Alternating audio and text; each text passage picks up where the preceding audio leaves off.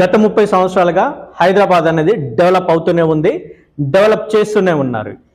ఏ government వచ్చినప్పటికీ కూడా there is no option అన్న విధంగా హైదరాబాద్ను డెవలప్ చేస్తున్నారు. ప్రతి ఒక్కరూ ఇది గుర్తించండి. తెలుగుదేశం పార్టీ చంద్రబాబు నాయుడు గారు ఐటీ రంగాన్ని ఇంట్రడ్యూస్ చేసి ప్రపంచం హైదరాబాద్ వైపు చూసేలా చేశారు.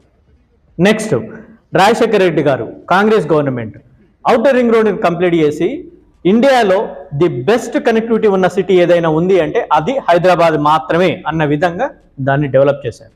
నెక్స్ట్ తెలంగాణ మూవ్మెంట్ స్టార్ట్ అయ్యి తెలంగాణ సపరేట్ అయ్యాక అసలు తెలంగాణలో డెవలప్మెంట్స్ ఉంటాయా, తెలంగాణ పరిస్థితి ఏంటి అని ప్రతి ఒక్కరిలో ఒక క్వశ్చన్ మార్క్ అనేది ఉంది. కేసీఆర్ గారు చాలా అద్భుతంగా ఈరోజు తెలంగాణని ముందుకు ప్రపంచం మొత్తం కూడా తెలంగాణ వైపు చూసేలా చేస్తూ మెయిన్గా హైదరాబాద్ని చాలా అద్భుతంగా డెవలప్ చేశారు.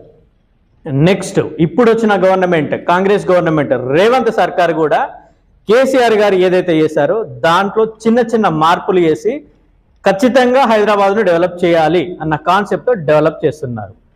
ఇప్పుడు RRR వరకు కూడా హైదరాబాద్ విస్తరిస్తుంది. ప్రతి ఒక్కరు ఆలోచించండి, ప్రపంచం మొత్తం కూడా ఈరోజు హైదరాబాద్ వైపు చూస్తుంది. ఇన్వెస్టర్స్ అందరూ కూడా హైదరాబాద్లో మాకంటూ ఒక ప్లేస్ ఉండాలన్న విధంగా ఇన్వెస్ట్మెంట్ చేస్తున్నారు. మరి మన పరిస్థితి ఏంటి? ప్రపంచంతో పోటీ పడుతున్న హైదరాబాద్లో లేదా హైదరాబాద్కు దగ్గరలో మనకంటూ ఒక ప్లాట్ ఉందా, ఒక ఇల్లు ఉందా అన్నది ఆలోచించండి. ఈరోజు 10 నుండి 20 లక్షలు ఇన్వెస్ట్మెంట్ చేయగలిగితే మంచి ప్రైమ్ లొకేషన్లో ప్లాట్స్ అనేది అవైలబుల్గా ఉన్నాయి. వివరాలకి ఇక్కడుండే నంబర్కి ఒక్కసారి కాల్ చేయండి.